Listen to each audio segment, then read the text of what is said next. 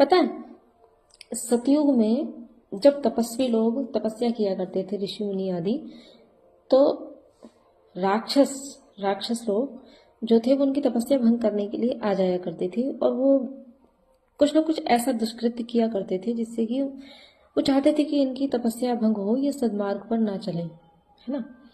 तो ये केवल सतयुग में नहीं होता था, ये अब भी होता है, कलयुग में भी होता है ये। हाँ, यदि आप सद्मार्ग पर चलोगे तो कुछ जलनखोर लोग जिन्हें केवल राजनीति से मतलब होता है, गंदी वाली राजनीति से मतलब होता है बस केवल, उनको लगता है कि सामने वाला व्यक्ति थोड़ा सा ऊपर ना उठ जाए या प्रसिद्ध ना हो जाए या अच्छा ओहदा ना प्राप्त कर ले, उसके लिए वो उसको तोड़ने का प्रयत्न करते हैं। यानी कि सदमार्ग पर जाने वाले व्यक्ति को परेशान करने से बाज नहीं आते हैं आज भी कलयुग में।